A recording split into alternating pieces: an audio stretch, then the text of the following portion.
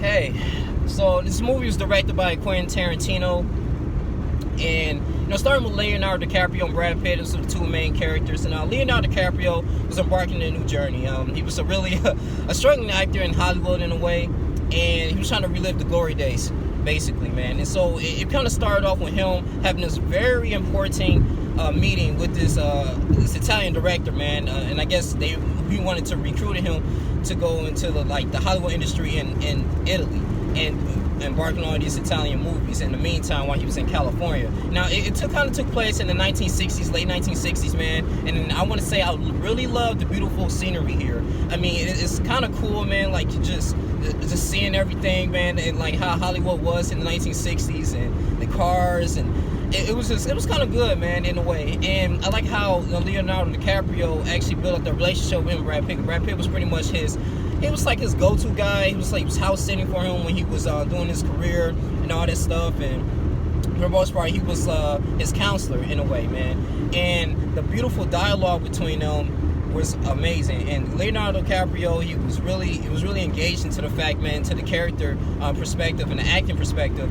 And I like how Quentin Tarantino kind of wrote the dialogue, and it reminds me like a Hateful Eight, man, and Miss Brown and all these type of movies and Reservoir Dogs that he was just good at, man, just creating like the character styles and how to communicate and dialogue, and it's kind of just really do a great way of just narrating the whole plot and the whole twist of the movie, man. So moving forward, he decided to take the job and everything. He was all crying, Brad Pitt was comforting him, took him home and everything. And it was kind of interesting too that even though he had insecurities because he was very intoxicated a lot, man, he couldn't really drive because he lost his license, was suspended, so he just used his money and his funds to hire his good friend of him, was Brad Pitt. But in a way that Brad Pitt was trying to get himself together as well.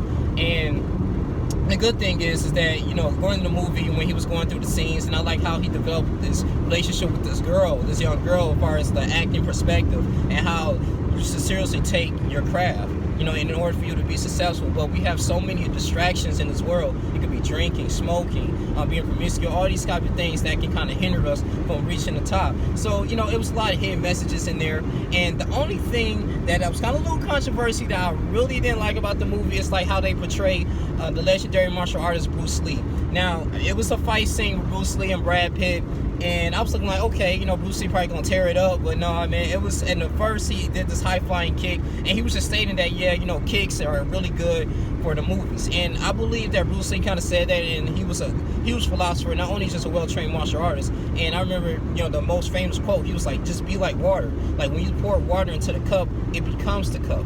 It flows in different directions. So pretty much when you're learning and obtaining new information, you just have to, just adapt to it, and just become it. Just be self-engaged into it.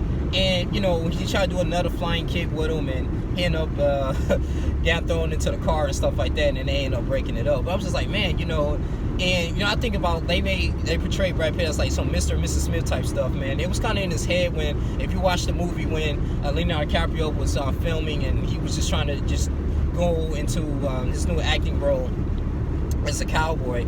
Yeah, Brad Pitt was fixing an antenna in his house, and then maybe people said it was in his head. It was another perspective. Maybe Bruce Lee didn't really showcase himself like that, or in the 1960s, like as a well-trained martial artist. But at the same time, though, man, I mean, I really like how in detail that even though Brad Pitt was a stunt double, that he wasn't really getting any type of movie role. So his only primary source of income was getting to pay, taking care of the house and getting paid and protecting Leonardo DiCaprio in that particular time while he's going and pursuing his endeavors.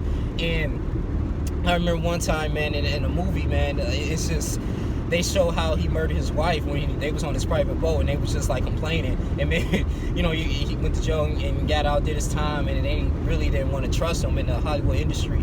But man, I was just like, wow. But moving forward, even though this was like a parody of the Manson family, you meet one of them in the Spahn Ranch, and that was Cervano Valley in the 1960s. Charles Manson started, a cult, and he was like killing a lot of, celebrities in California in that particular time, and pretty much he kind of brainwashed a lot of young women to do his work.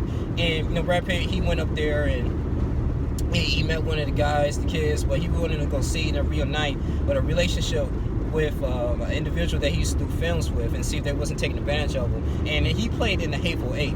I think he was played as General Smothers. So he was a great actor, man. And he was blind and couldn't see. And it's just a lot of things that was going on. And he was saying, hey, I hope these hippies, you know, there was a lot of hippies going on in the 1960s. That's a big culture. He was just smoking weed and doing crazy stuff, man, and just terrorizing people and going with peace. It was pretty much hypocritical. So, like, they was like the KKK in a way, man, to celebrities. They really did not like the hippies. But anyway, man, so Brad Pitt just looked at him and see, you know, he established a good connection with him. But I knew things was going to happen because Quentin Tarantino was going to do a twist on this, that some violence was going to go and happen, and he had a flat tire. He ended up beating one of the guys up, and so they actually called one of the main guys, and he was the cousin, because this was a very significant part. I was like, okay, later on they're going to get him, because he ended up getting away because he put a flat tire in him. He beat him nearly almost to death, and he has him fix the tire, and then he drove off. I was like, dang, man, that was a scandalous. So that was just so 6 months later, man, everything was changing, and he was like, hey, man, you mess with one, you gotta mess with all of us.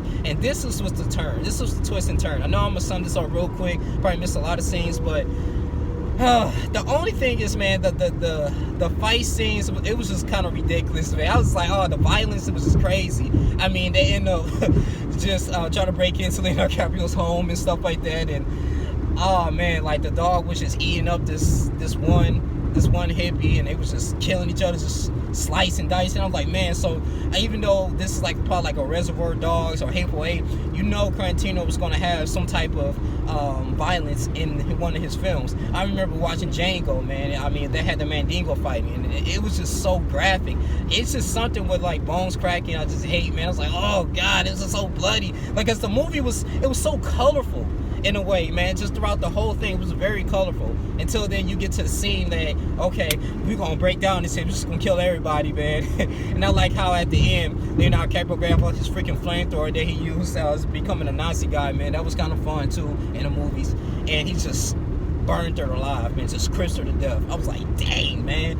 It was just freaking crazy though. But I mean, overall, I give this movie an 8.1 out of 10. Once Upon a Time in Hollywood, like I said, if you really like into the films, I'm a huge Quentin Tarantino fan. I love his movies, the stuff that he said, primarily his dialogue, man. It's just the conversations between characters and how you develop them, and the great narration plots, and that's just really important to me in a movie. That really makes a great film.